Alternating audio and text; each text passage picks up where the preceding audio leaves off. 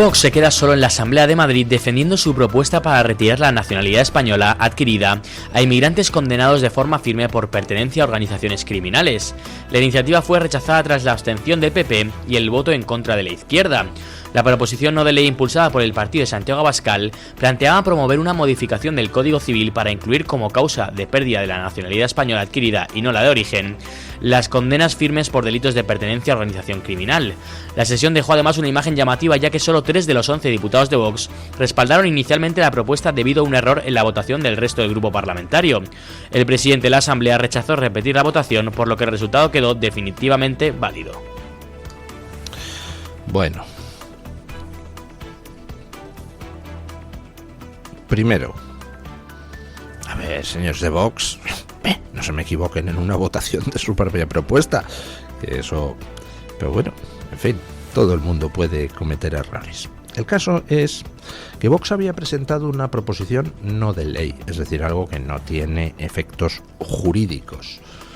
Se aprueba una moción instando a que se modifique el gobierno central, el Código Penal, o se le inste por parte de la comunidad autónoma al gobierno central a modificar el Código Penal para poder retirar la nacionalidad a aquellos que hayan sido condenados por pertenencia a organización criminal. Por ejemplo, bandas latinas. ¿Por qué tenemos que soportar en Madrid y en el resto de España que cada vez sea más habitual el hecho de que las bandas toman el control de ciertos barrios, hay peleas a machetazos un día sí, otro también, ajustes de cuentas, pruebas iniciáticas? Oiga, perdón, eso sí que no lo habíamos visto nunca aquí. Así que me parece estupenda la propuesta de retirar la nacionalidad a quien haga eso. Si tenemos que aguantar a gente a la que no le podemos retirar la nacionalidad por haber nacido aquí de padres ya españoles, pues nos tendremos que aguantar. Pero si podemos retirarle la nacionalidad a uno que la haya obtenido siendo originalmente de otra y que esté condenado en firme por pertenecer a este tipo de bandas o a otras organizaciones criminales, pues oiga, se le retira la nacionalidad y para su país de origen, a dar la lata allí y que se las apañe con sus autoridades locales allá. Lo de retirar la nacionalidad a alguien que la ha obtenido después de nacer, pues es algo que ya se utiliza en otros países. Por ejemplo, en Francia, los condenados por terrorismo que sean nacionalizados, se les retira la nacionalidad. Entonces, ¿por qué no podemos hacer aquí lo mismo y deshacernos de indeseables que no merecen la nacionalidad española? Con lo cual, la propuesta de Vox pues es perfectamente racional y es perfectamente deseable, y yo creo que la apoyaría todo el mundo. Pues va el PP y se abstiene. ¿Por qué? Vamos a ver, Vox está todo el día presentando propuestas en la Asamblea de Madrid. Pues claro que sí, ese es su papel. Y en esas propuestas, pues muchas veces puede incluso llegar a rozar la demagogia. Pues muy bien, pues es que ese es su papel. Vox cumple en la derecha el mismo papel que en la izquierda, y para hacer el mal cumplen otros partidos. Por ejemplo, pues Podemos, que coge y saca propuestas y tal para intentar forzar al PSOE a irse todavía más hacia la radicalidad. Por ejemplo, Sumar también hace las mismas chorradas. Por ejemplo, los separatistas están continuamente haciendo propuestas, unas que bordean la legalidad, otras que la incumplen directamente, otras que no bordean la ilegalidad, pero que son una barbaridad. Oiga, y con eso van tirando del Partido Socialista hacia el mal.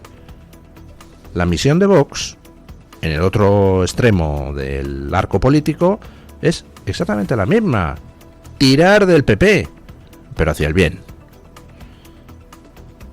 Y hombre, pues en el PP de Madrid deberían cambiar un poquito de actitud y no bloquear todo lo que Vox dice simplemente porque lo dice Vox. En este caso concreto, ¿tiene Vox razón en lo que está pidiendo? que no va a ir a ningún lado porque el gobierno Sánchez se va a limpiar las narices con la petición de que se modifique el Código Penal, sí, pero por lo menos lo pones en la opinión pública, por lo menos tiras de la cuerda. Entonces, ¿cuál es el problema? ¿Por qué no votar a favor? ¿Por qué abstenerse? Es ridículo. Si te abstienes es porque no estás en contra. Bueno, pues si no estás en contra, señor, apruébalo. ¿O es que no estás de acuerdo con que se retire la nacionalidad a pandilleros? De verdad, a ver si cambiamos un poquito las actitudes. Bueno, ojo a esta noticia. Ya saben ustedes que el gobierno concedió atención sanitaria a todos los inmigrantes irregulares hace no demasiadas semanas. Ahora viene la segunda parte. El gobierno ha limitado el copago farmacéutico a esos inmigrantes irregulares. Escuchen. El gobierno de Pedro Sánchez ha introducido por primera vez un límite máximo mensual al copago farmacéutico aplicable a los inmigrantes en situación irregular en España. Según ha adelantado The Objective, la reforma modifica el modelo vigente desde 2018 y establece que este colectivo seguirá abonado al 40% del precio de los medicamentos, aunque su aportación no podrá superar los 8,23 euros mensuales, incluso en tratamientos cuyo coste total sea considerablemente superior. La medida sitúa a los inmigrantes irregulares en el mismo tramo de aportación farmacéutica que los trabajadores activos con menores ingresos. El nuevo sistema fija para ambos grupos un tope mensual de 8,23 euros, frente a los 18,52 euros establecidos para rentas de entre 9.000 y 18.000 euros anuales y los 61,75 euros previstos para ingresos de hasta 35.000 euros. Por su parte, los pensionistas continuarán sujetos a un régimen diferenciado, con aportaciones generalmente equivalentes al 10% del coste de los medicamentos y límites adaptados a su nivel de renta. El gobierno ha concedido atención sanitaria gratuita, por supuesto, a todos los inmigrantes irregulares, y hasta ahora los inmigrantes irregulares tenían que pagar el 40% del coste de los medicamentos. Pues ahora lo han topado, van a seguir teniendo que pagar el 40%, pero con un tope de 8,79 euros al mes. Es decir, compren las medicinas que compren, 8,79 euros al mes. Mismo tope que los pensionistas con pensión más baja y que los trabajadores con salario más bajo. Hay personas, pensionistas o trabajadores, que van a pagar un tope 8 veces superior. Los inmigrantes irregulares, solo 8,79 euros. Con una diferencia fundamental. Y es que igualan a los inmigrantes irregulares con los trabajadores de salario más bajo y con los pensionistas de pensión más baja, pero esos trabajadores y esos pensionistas han estado aportando al sistema. Algunos pensionistas 40 años. Los trabajadores cotidianamente. El inmigrante irregular, sin aportar un euro al sistema, va a gozar de las mismas exenciones, del mismo tope, que el trabajador y que el pensionista. Españoles o extranjeros legales. Pues está muy bien, ¿verdad? ¿Para qué pagar impuestos si un tío que está aquí irregularmente tiene el mismo derecho a la atención sanitaria que tú, y encima le topan el copago de los medicamentos al mínimo imprescindible? Y yo creo que no han puesto cero porque ya hubiera cantado demasiado. Bueno, ya hemos visto antes que hay un obispo allí en el País Vasco que está muy preocupado porque la inmigración va a diluir la identidad vasca y, por Dios, ¿qué va a pasar con el euskera a medio plazo y esas cosas? Que ya está en riesgo y, claro, una avalancha aquí migratoria, pues entonces ya no va a hablar euskera ni el tato. Pues claro, es que no habla euskera ni el tato, ya hoy, en fin, no hace falta avalancha migratoria, ¿no? Pero está muy preocupado ese obispo por la identidad vasca y cómo va... Bueno, no sé... la identidad vasca, pero desde luego la inseguridad en el País Vasco está llegando a extremos ciertamente llamativos. Escuchen cómo una camarera ha renunciado a su trabajo.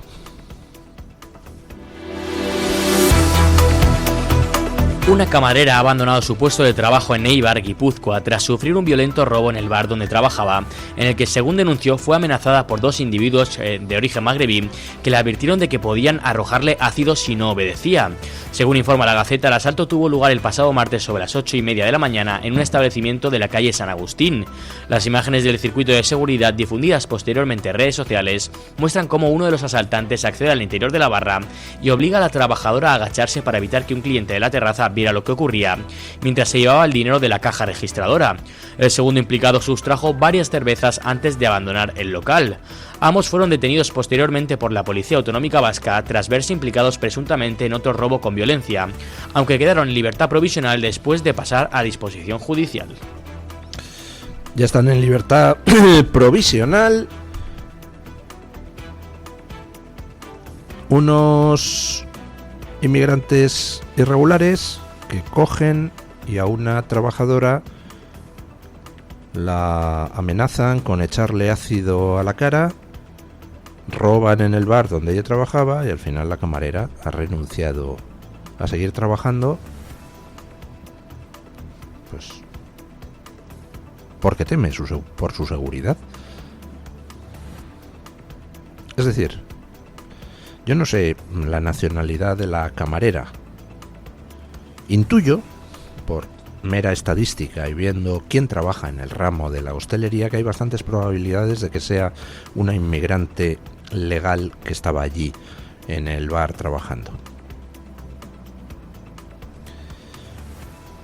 Los principales perjudicados por la avalancha de inmigración irregular descontrolada y por la inseguridad que eso, el incremento de la inseguridad que eso ha provocado, son precisamente la gente de menor poder adquisitivo. Sánchez en la Moncloa no se va a ver atracado por dos magrebíes con cuchillo. Los directivos del IBEX tampoco, esos viven en mansiones perfectamente protegidas con seguridad privada. Pablo Iglesias tampoco, este tiene su chaletaco en Galapagar, no va a vivir con la chusma. ¿Quiénes son los que más sufren los robos? ¿Quiénes son los que más sufren la inseguridad, las agresiones sexuales? Pues la gente de menor poder adquisitivo, que no se puede pagar seguridad privada, que no puede vivir en un barrio bien, que se ve forzada a convivir en muchas ocasiones en unas condiciones lamentables, con toda esa avalancha de nueva delincuencia que está entrando. ¿Y quiénes son esos que viven en los barrios donde se ven forzados a convivir con la delincuencia? Pues los españoles de menos poder adquisitivo y los inmigrantes legales, la mayoría de los cuales pues intenta buscarse la vida con un trabajo en ocasiones tampoco extraordinariamente bien pagado y sobreviven como pueden. Esos son los que están sufriendo la inseguridad derivada de la inmigración irregular. Y uno de los sitios donde más ha crecido la inseguridad es en el propio País Vasco. Ayer hablábamos de esas luchas ya por el control de barrios por parte de ocupas abertzales contra ocupas magrebíes, a palos por las calles. En el País Vasco, pues resulta que hay una izquierda y hay un separatismo y hay un partido socialista que son enormemente hegemónicos, y todos ellos partidarios de la inmigración irregular masiva, y encima ese fenómeno en el País Vasco fomentado por el hecho de que el gobierno vasco nos roba a todos los españoles con la anuencia de los sucesivos gobiernos centrales en Madrid a través de la estafa del cupo, con lo cual allí, si en otros sitios hay gente poniendo el cazo para las ayudas, allí ni les cuento. Hemos visto casos escandalosos como un senegalés que vivía en Londres y cobraba, no sé si eran 8.000 euros de ayuda mensual del País Vasco. Y otro caso de otro que vivía, me parece que era argelino, en Francia, y también cobrando miles de euros al mes en ayudas del País Vasco. allí, como les sobra el dinero que nos roban a los demás españoles, pues entonces, vamos, los controles deduzco que son infinitamente menores. Ni tirándolo se nos acaba. Claro, ¿qué ha pasado? Pues que en el País Vasco existe una inmigración irregular particularmente crecida. Y además, por el tema de la hispanofobia, pues allí la inmigración es más subsahariana y magrebí y menos hispana. En el resto de España, pues hay más porcentaje de inmigración hispana y menos de otros sitios. En Cataluña ni les cuento, con la cosa de la integración lingüística, allí se han especializado en pakistaníes y magrebíes. De hecho, la Generalidad abrió en algún país del Magreb embajadas específicas para fomentar la inmigración, porque no querían hispanos, porque claro, hablan castellano. Bueno, al final, pues cada uno disfruta de aquello que desea, ¿no? Ya lo dice ese refrán, ten cuidado con lo que deseas, que a lo mejor lo consigues. Y en el País Vasco y Cataluña han conseguido, pues, una inmigración poco integrable. Bueno, ya saben ustedes que el sábado 23 de mayo hay marcha por la dignidad para pedir la dimisión de Sánchez y la convocatoria de elecciones anticipadas. Marcha que empieza a las 10 de la mañana en la Plaza de Colón y se calcula que termine a eso de las 12 o así en Moncloa. Sakabat animaba, bueno, ya son muchísimas las asociaciones, 160 que están animando a asistir, y partidos como Vox y otras organizaciones, y ayer Sakabat llamaba a participar en la marcha por la dignidad. La Asociación Juvenil Catalana Sakabat ha llamado a participar en la Marcha por la Dignidad, convocada para el próximo 23 de mayo en Madrid por Sociedad Civil Española, una movilización que reclamará la dimisión inmediata del presidente del gobierno, Pedro Sánchez. La marcha comenzará a las 10 de la mañana, a las 10:30 de la mañana en la Plaza de Colón y recorrerá las calles Génova, Sagasta, Carranza, Alberto Aguilera y Princesa hasta finalizar previsiblemente sobre las 12:30 en el Arco de la Victoria de Moncloa. La convocatoria se celebrará en un contexto marcado por los casos de corrupción que afectan al entorno político y familiar del jefe del Ejecutivo, así como por las recientes declaraciones ante el Tribunal Supremo del exministro José Luis Ábalos, su exasesor Koldo García y el empresario Víctor de Aldama. Bueno, pues ya saben ustedes, ¿tienen plan para la mañana del sábado 23 de mayo? ¿Cómo que no? Claro que lo tienen, asistir a la marcha por la dignidad. Mientras tanto, pues en el laborismo británico, aquí no sabemos si nos vamos a deshacer de la lapa de la Moncloa. Pedro Sánchez, que está ahí agarrado como puede. En el Reino Unido hay otra lapa, que es Keir Starmer, que está agarrado al 10 de Downing Street y no le sacan ni tirando. Y bueno, pues los laboristas están en estos momentos en plena descomposición, intentando echar a un Starmer que se resiste, pero que me da la sensación de que va a tener que largarse, y que cuanto más tarde lo haga, pues más dañado quedará el laborismo. Con lo cual me debato moralmente. ¿Qué prefiero? ¿Que Starmer se vaya ya y deje de hacer daño a su país y a la humanidad? ¿O que Starmer continúe más para ver si así logramos que el laborismo no solo se resienta, sino que desaparezca? Oiga, es una duda moral tremenda. En fin, escuchen. La dimisión del ministro de Sanidad británico Wes Streeting ha intensificado la presión sobre el liderazgo del primer ministro Keir Starmer, cada vez más cuestionado tras los malos resultados obtenidos por los laboristas en las últimas elecciones locales y regionales. Apenas 2 horas después del anuncio de Streeting, el diputado Josh Simons comunicó también su renuncia al escaño, alimentando la sensación de crisis interna dentro del partido. Tras varios días de especulaciones, el movimiento de Streeting ha abierto definitivamente una batalla en el seno del gobierno, pese a las advertencias de Starmer, que había asegurado que cualquier intento de relevo solo solo conduciría al caos político en el país. Por el momento, el ya exministro no ha formalizado una candidatura para disputar el liderazgo laborista. Sin embargo, su estrategia pasa por aumentar la presión sobre Starmer para forzar su dimisión y evitar así una confrontación directa entre los diputados del partido. Fuentes próximas a Streeting sostienen además que cuenta con el respaldo de al menos 81 parlamentarios, el mínimo necesario para lanzar oficialmente una candidatura al liderazgo laborista. Bueno, el follón en el Partido Laborista es tremendo. El Partido Laborista está todo echado al monte, o sea, es como el Partido Socialista aquí. Pero dentro de los echados al monte los hay descerebrados, muy descerebrados y extremadamente descerebrados.